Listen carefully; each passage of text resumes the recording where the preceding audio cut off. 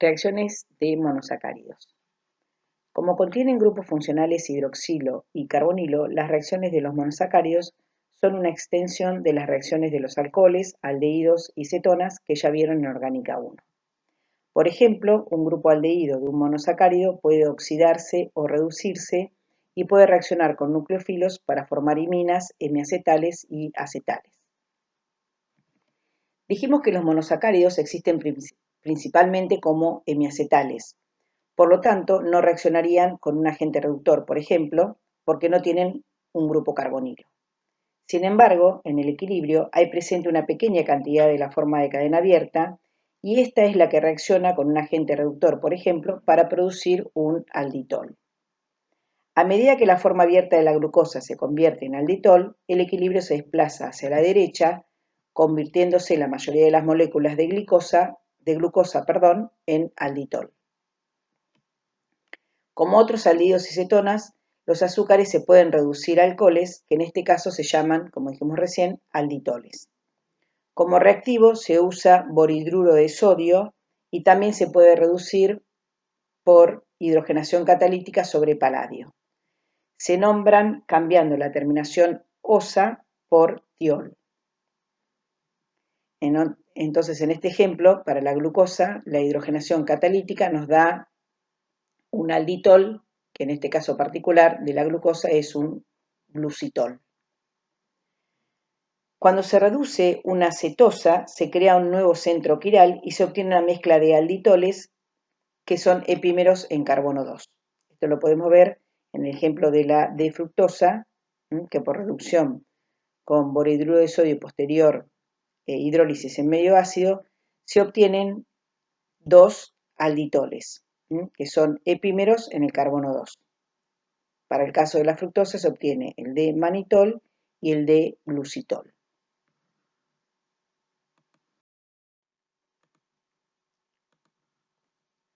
Oxidación. Al igual que los aldehídos, las aldosas se oxidan fácilmente para producir ácidos carboxílicos o sales de ácidos carboxílicos. Las aldosas reaccionan con el reactivo de Tollens, que es plata más en amoníaco acuoso, o Felin, cobre 2 más en una solución básica de tartrato de sodio acuoso, para producir un azúcar oxidado y una especie metálica reducida. En el caso del reactivo de Tollens se observa la formación del espejo de plata y para la reacción de Felin se observa el precipitado rojizo de óxido cuproso. Estas dos reacciones sirven como pruebas para identificar azúcares reductores, que son denominados así porque reducen al agente oxidante. Estas reacciones ustedes las vieron cuando hicieron identificación de un grupo aldehído en Orgánica 1.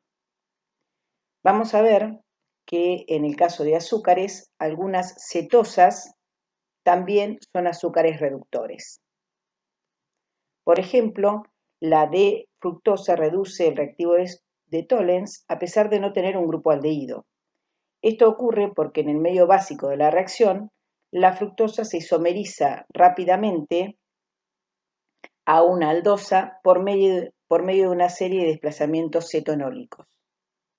Una vez que se forma la aldosa, esta se oxida y da positiva la reacción de Tollens. Fíjense, en el caso de la fructosa, a través de estos reordenamientos cetoenólicos, se obtiene una mezcla de aldosas, la D-glucosa y la D-manosa. Bueno, la oxidación de estas aldosas da positiva la reacción de Tollens. Entonces, en el medio básico de reacción, la fructosa da positiva la reacción de Tollens o Felin. Los glicósidos, que son acetales, dijimos que eran estables en condiciones neutras o básicas. Si el grupo carbonilo está en la forma de un acetal cíclico, la forma cíclica no puede abrirse el compuesto carbonílico libre y el azúcar da la prueba de Tollens negativa. Por lo tanto, los glicósidos son azúcares no reductores.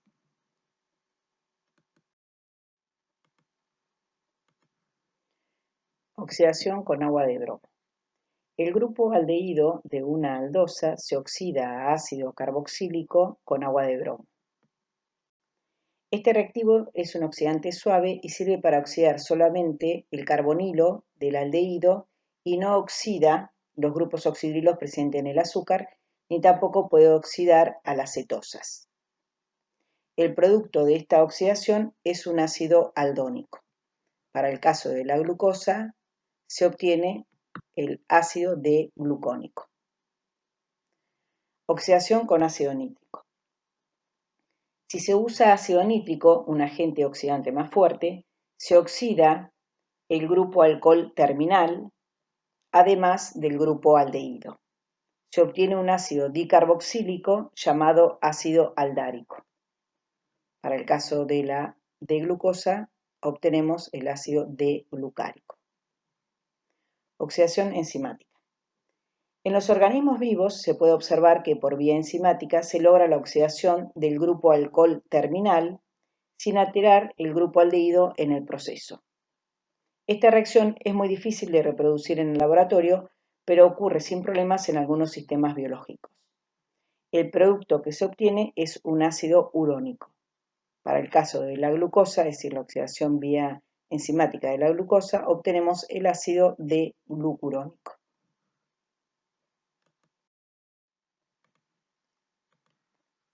Formación de éteres. Los azúcares, debido a que contienen varios grupos hidroxilo, son muy solubles en agua e insolubles en solventes orgánicos. Es muy difícil recristalizarlos en agua porque tienden a formar jarabes. Entonces, para poder purificarlos se los suele derivatizar, es decir, convertirlos por reacción con algún reactivo en un derivado del azúcar que sea más fácil de purificar e incluso de identificar.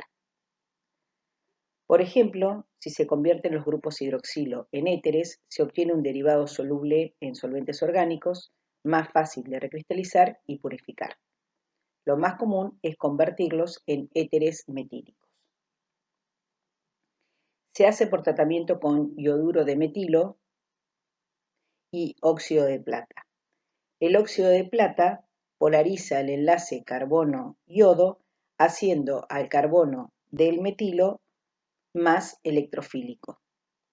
El grupo oxidrilo del azúcar ataca al ioduro de metilo y se forma un éter protonado que en un paso siguiente se desprotona para dar el éter. Si las condiciones son controladas, se puede metilar el hidroxilo anomérico sin que se rompa el enlace carbono-oxígeno del hemiacetal y por lo tanto se conserva la configuración en el carbono anomérico, es decir, si el azúcar es beta, como es en este caso, el producto también es beta. Estas reacciones no se pueden hacer en medio básico, es decir, a través de la reacción de Williamson. ¿Se acuerdan que nosotros usábamos esta reacción para obtener éteres? Porque habría que tratar el azúcar con una base para obtener el alcóxido. Y en condiciones básicas, ustedes saben que un hemiacetal se isomeriza y se descompone. Todas las reacciones que vamos a ver de hidratos de carbono evitan el medio alcalino. Únicamente puede hacerse una reacción en medio básico si, por ejemplo, se transforma el monosacárido, es decir, por ejemplo, la beta D glucopiranosa, en un glicósido por tratamiento con un alcohol en medio ácido, como ya vimos. Como el glicósido es un acetal, es estable en medio ácido, es estable en medio básico, y ahora podemos metilar las otras posiciones con ioduro de metilo e hidróxido de sodio, es decir, en condiciones de la reacción de Williamson, o con sulfato de dimetilo e hidróxido de sodio para obtener el derivado 2,3,4,6 tetraometil alfa de glucopiranósido de metilo. Fíjense que la denominación de este glicósido no estamos nombrando el metilo en la posición 1 porque esta posición corresponde al carbono glicosídico que está dada acá en esta parte del nombre, ¿no? Glucopiranósido de metilo.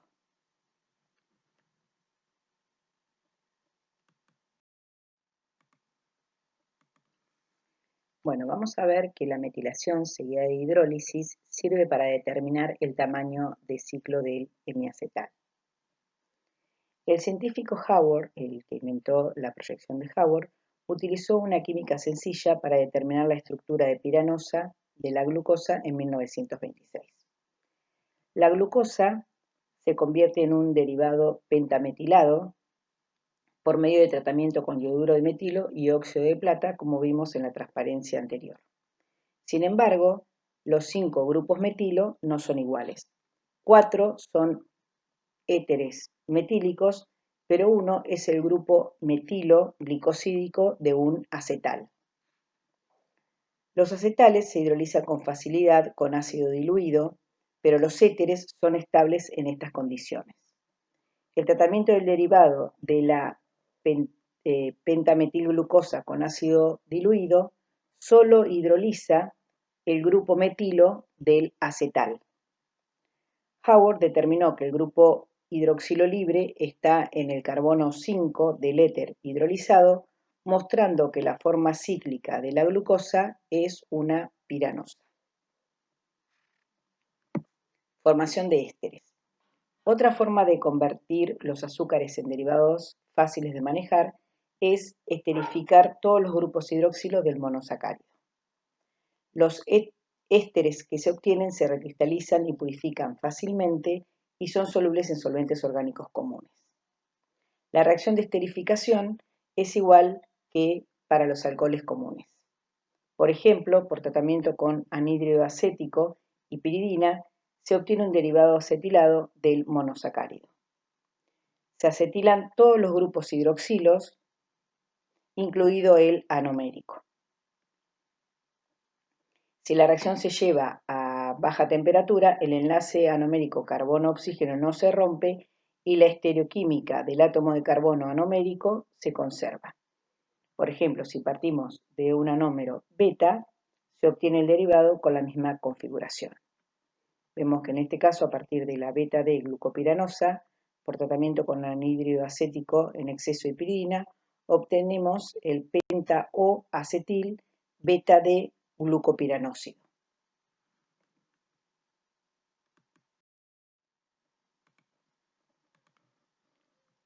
Formación de osazonas.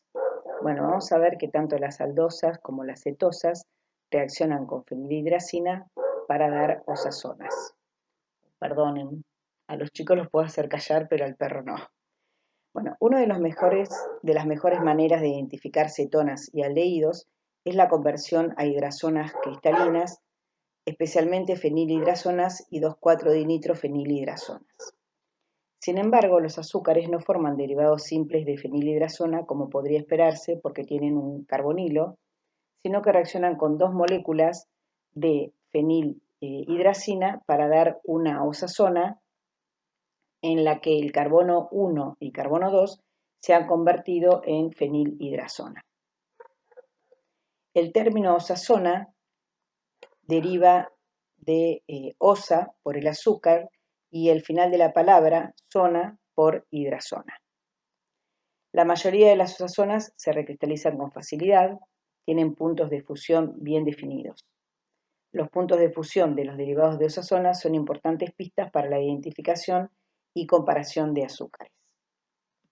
Bueno, acá tenemos un ejemplo de la formación de la osazona de la glucosa, donde vemos que usando un exceso de fenilhidracina obtenemos la osazona de la glucosa, donde el carbono 1 y el carbono 2 se convierten a fenilhidrazonas. Ahora vamos a ver los ejemplos para las cetosas.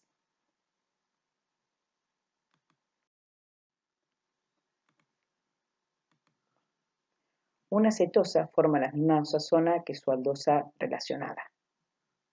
Vamos a ver en este ejemplo que la D-glucosa y la D-fructosa dan la misma osazona, ya que el carbono 1 y el carbono 2 se convierten a fenilhidrazonas. También se observa que la estereoquímica en el carbono 2 se pierde en la fenilhidrazona. Por lo tanto, vamos a ver que los epímeros en carbono 2 dan la misma osazona. Podemos ver en este ejemplo que tanto la D-idosa como la D-bulosa, que son epímeros en carbono 2, van a dar la misma osazona.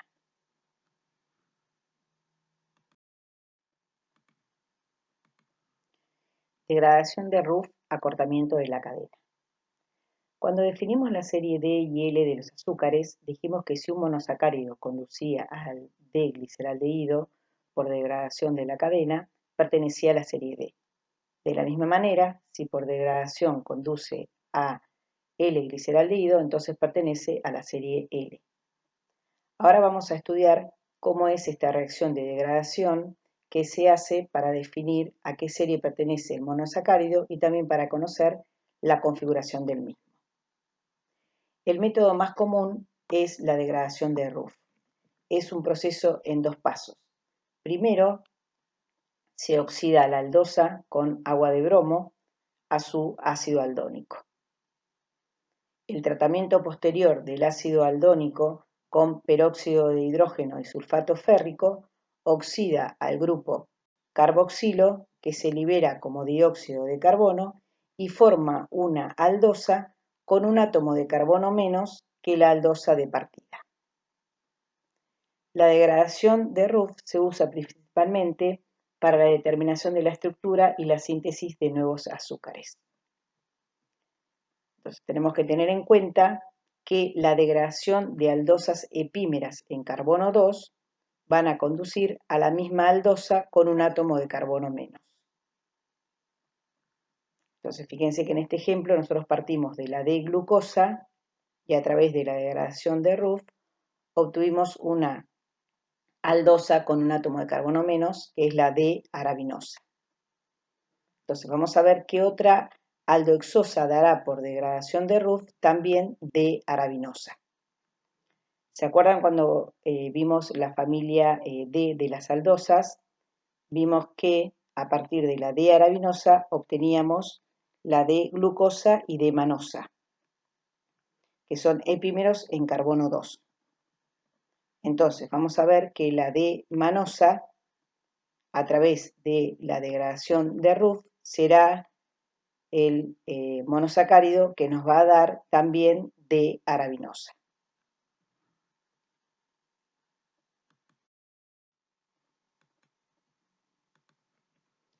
Síntesis de Kilian y Fischer, alargamiento de la cadena. La síntesis de Kilian y Fischer alarga la cadena de carbonos de una aldosa por la adición de un átomo de carbono al extremo que tiene el grupo aldehído de la aldosa. Esta síntesis es útil para determinar la estructura de los azúcares existentes y para la síntesis de nuevos azúcares. En el primer paso, por adición de ácido cianhídrico, se obtienen dos cianhidrinas epímeras. La hidrólisis de estas dos cianhidrinas conduce a dos ácidos aldónicos epímeros.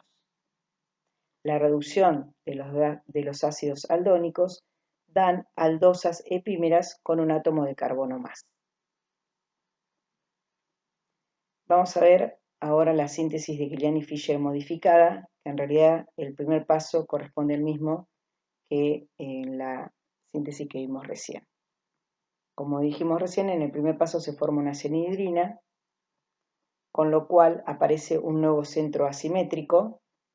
Por lo tanto, se obtienen, como dijimos anteriormente, dos cianhidrinas epímeras.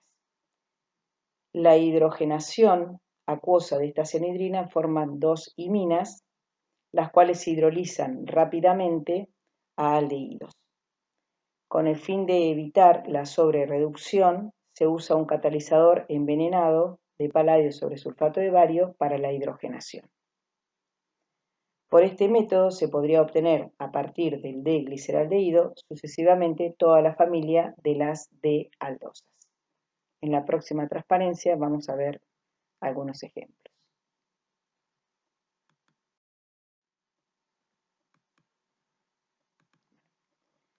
me olvidé de mencionarles en la transferencia anterior que nosotros partimos de la D-eritrosa, ¿sí? Y a través de la síntesis de Kiliani-Fischer obtuvimos D-ribosa y D-arabinosa. Bueno, vamos a ver este ejercicio que dice obtener a través de la síntesis de Kiliani-Fischer las aldohexosas epímeras de alosa y de altrosa. ¿De cuál aldopentosa hay que partir? Bueno, fíjense que si nosotros tenemos que partir de una aldopentosa, es decir, de una aldosa con un átomo de carbono menos, para obtener una mezcla de aldohexosas epímeras, es decir, que nosotros tendremos que partir de la D-ribosa para obtener la D-alosa y D-altrosa. Bueno, vamos a ver que la síntesis de Kiliani-Fischer es el proceso inverso a la degradación de Ruff. Por ejemplo, la D-glucosa y la D-manosa experimentan la degradación de Ruff para formar D-arabinosa. De manera inversa, la síntesis de Kiliani-Fischer convierte la D-arabinosa en una mezcla de D-glucosa y D-manosa.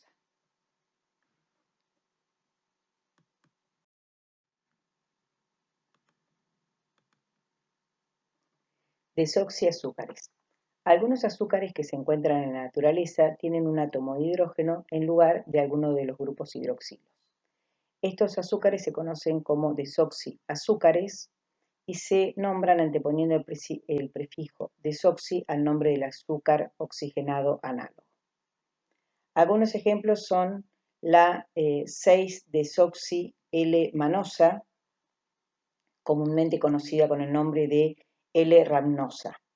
Aparece como producto en la hidrólisis de numerosos glicósidos naturales y es el desoxiazúcar natural más conocido. Otro ejemplo es la fucosa, 6-desoxi-L-galactosa, que es uno de los productos de la hidrólisis de las paredes celulares de algunas algas marinas. El ejemplo más interesante corresponde a la beta-D2-desoxirribofuranosa, que es un producto de la hidrólisis del ADN. Aminoazúcares. Los aminoazúcares son aldosas en la que algunos, uno o más grupos hidroxilos han sido reemplazados por un grupo amino. Por ejemplo, la alfa-D-glucosamina es igual a la glucosa, pero el oxidrilo del carbono 2 está reemplazado por un grupo amino. Otro ejemplo corresponde a la N-acetilglucosamina, un aminoazúcar, bueno, en realidad es una amida, que es común en los organismos vivos. La quitina forma el exoesqueleto de los insectos y es un polímero de la N-acetilglucosamina. En la N-acetilglucosamina, el grupo oxidrilo en el carbono 2 de la glucosa es reemplazado por un grupo amino, formando glucosamina, y este grupo amino es acetilado.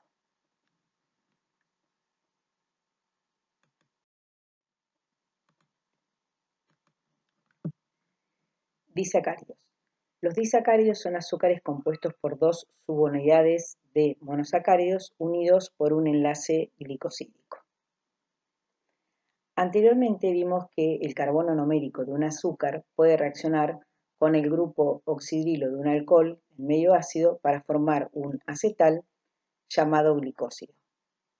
Si el grupo hidroxilo es parte de otra molécula de azúcar, el glicósido que se obtiene es un disacárido, es decir, un azúcar compuesto por dos subunidades de monosacáridos. El carbono anomérico puede reaccionar con cualquiera de los grupos hidroxilos de otro azúcar para formar un disacárido. Sin embargo, en los disacáridos de origen natural hay tres arreglos de enlace glicosídicos comunes. Vamos a ver un ejemplo del enlace 1,4', que es el de este ejemplo. El carbono anomérico se encuentra enlazado al átomo de oxígeno en el carbono 4 del segundo azúcar. el símbolo prima en 1,4 prima indica que el carbono 4 está en el segundo azúcar, es decir, en el otro azúcar. Ahora vamos a ver ejemplos de otros enlaces comunes, como el enlace 1,6', donde el carbono anomérico, en este caso, está enlazado al átomo de oxígeno del carbono 6 del otro azúcar. O un enlace 1,1', donde el carbono anomérico del primer azúcar está enlazado a través de un átomo de oxígeno al carbono anomérico del segundo azúcar.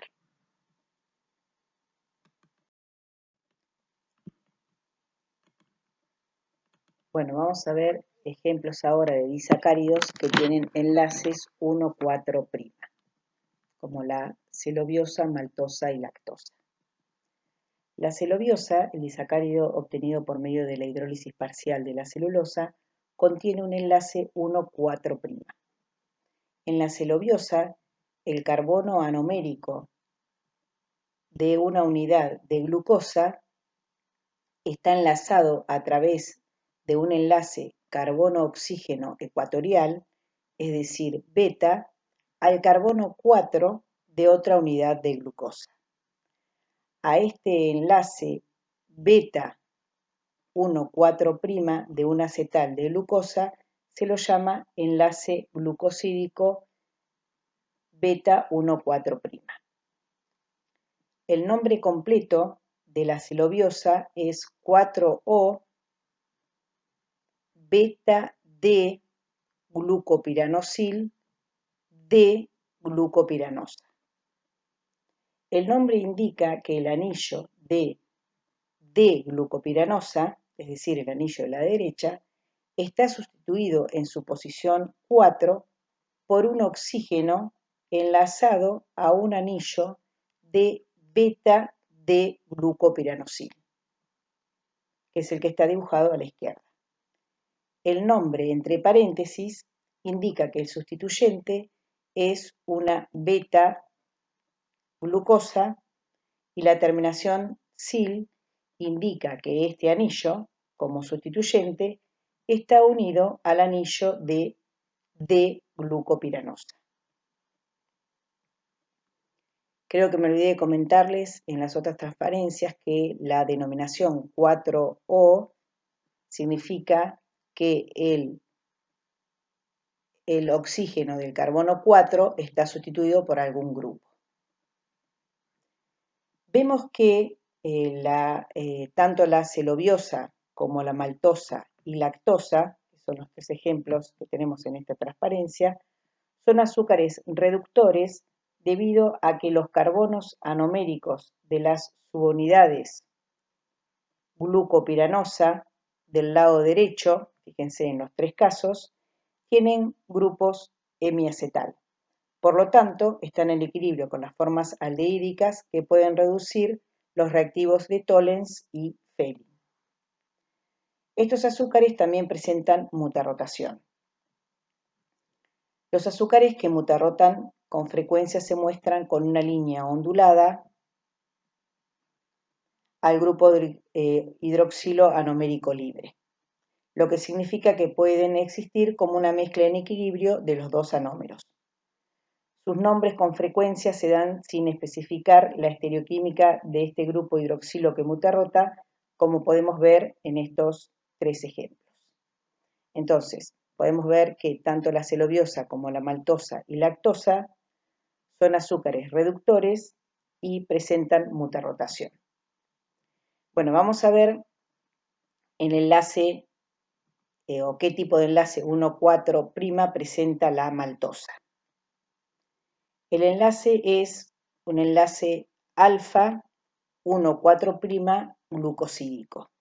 Esto se debe a que el carbono anomérico de la subunidad de glucosa está unido a través de un enlace carbono-oxígeno axial, es decir, alfa, al carbono 4 de la otra unidad de glucosa.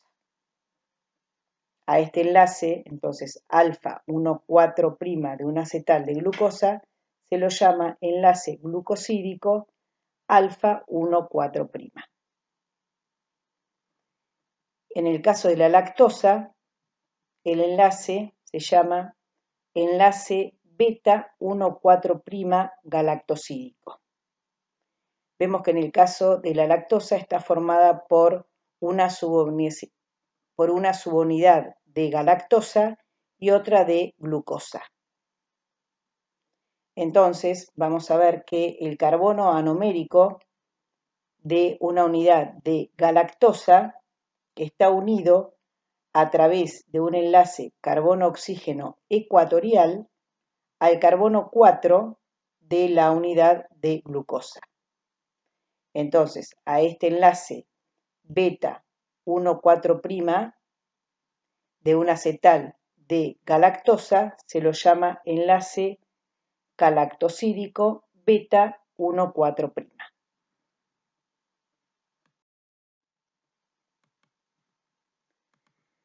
Bueno, vamos a ver un ejemplo ahora de un enlace 1,2', que es el de la sacarosa. Algunos azúcares se unen por medio de un enlace glicosídico directo entre sus átomos de carbono anoméricos a través de un enlace 1,1'.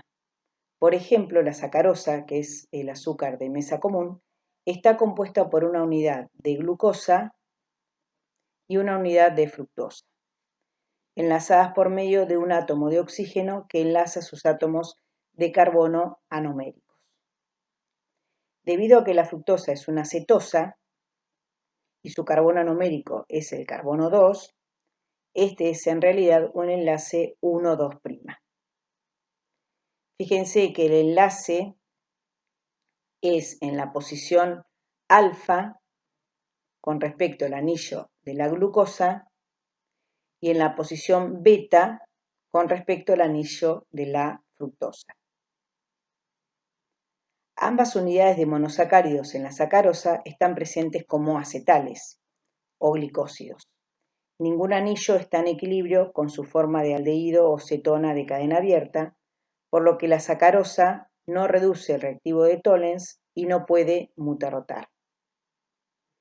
Debido a que ambas unidades son glicósidos, el nombre de la sacarosa se puede escribir de cualquiera de los dos glicósidos como si fuera uno sustituyente en el otro. Entonces, a la sacarosa la podemos nombrar como alfa de glucopiranosil, beta de fructofuranósido o beta de fructofuranósil, alfa de glucopiranósido. Bueno, acá tenemos otros ejemplos de enlaces 1,6' como el de la gentobiosa. Acá tienen la estructura, también les puse la estructura de Howard para que la vean. Y un ejemplo de un enlace, que es menos común, 1,3', que corresponde a la estructura del disacárido solabiosa.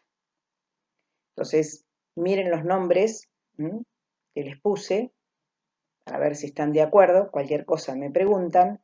Y les voy a dejar una pregunta, y es si la gentobiosa y la solabiosa son azúcares reductores y si pueden mutarrotar.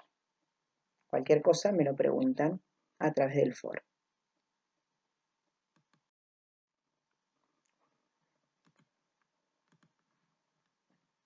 Hidrólisis de oligosacáridos y derivados. Se puede llevar a cabo una hidrólisis ácida total, por ejemplo, calentando con un ácido fuerte, por ejemplo, ácido sulfúrico concentrado, 1 molar a 100 grados centígrados durante 4 horas, donde se hidrolizan todos los enlaces glicosídicos, obteniéndose los monosacáridos correspondientes.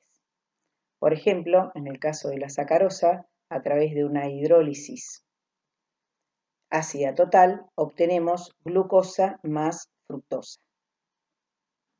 También se puede realizar una hidrólisis enzimática parcial usando enzimas determinadas que van a producir el clivaje de enlaces específicos. Por ejemplo, usando la enzima alfa amilasa se produce el clivaje de los enlaces alfa 1,4', como por ejemplo de la maltosa. Usando celulasa, cliva los enlaces beta 1,4', por ejemplo de la celobiosa, y usando la enzima endo 1,6 beta de glucocanasa, se produce el clivaje del enlace beta 1,6', como por ejemplo el de la gentobiosa. Hay otras enzimas que se pueden usar como la alfa-glucosidasa, beta-galactosidasa, endo 1,4 beta D silaxanasa, etc.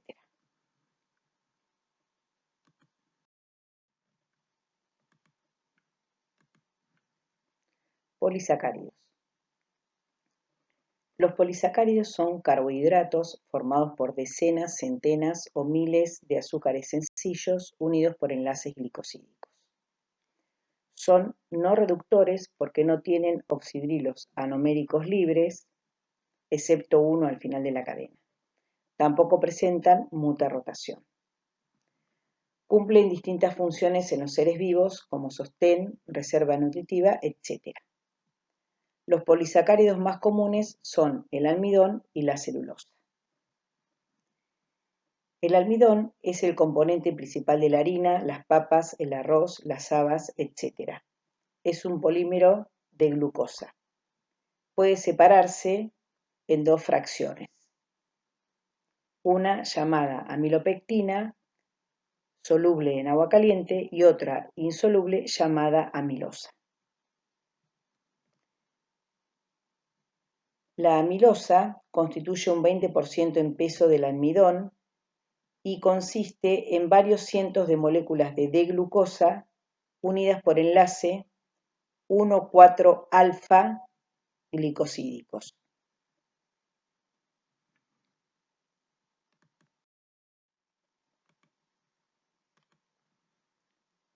Amilopectina. La amilopectina es un polímero ramificado. Cada 25 unidades de glucosa hay una ramificación de 1,6' alfa glicósidos que sale de la cadena lineal del polímero de D-glucosa, 1,4 alfa glicosidada. Esto hace que la amilopectina tenga una estructura tridimensional compleja. La amilopectina puede tener hasta 106 unidades de glucosa y es una de las moléculas más grandes que se encuentra en la naturaleza.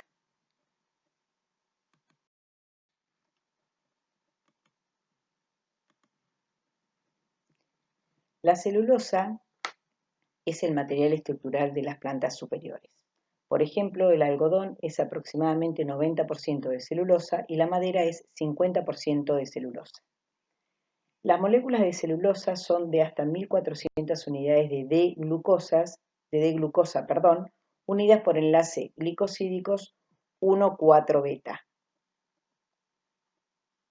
La hidrólisis con ácido clorhídrico concentrado origina únicamente D-glucosa. Todos los mamíferos tienen la enzima alfa-glucosidasa que hidroliza los enlaces alfa 1,4' que unen las unidades de glucosa en la amilosa y en la amilopectina, pero no tienen la enzima beta-glucosidasa que hidroliza los enlaces beta 1,4 glicosídicos. Por lo tanto, los mamíferos no pueden obtener la glucosa que necesitan si comen celulosa.